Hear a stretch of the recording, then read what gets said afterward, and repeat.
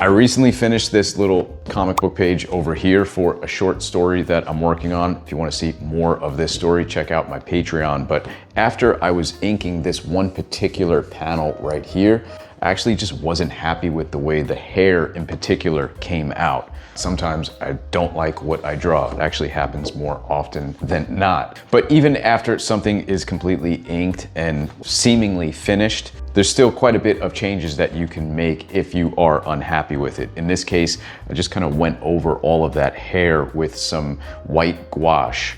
And then I just sort of drew over it again and inked over it and kind of focused in a little bit more on how I wanted those strands of hair to look. So I was a little bit more intentional with the lines that I was putting down that second time around, and I was a lot more happy with the way it came out.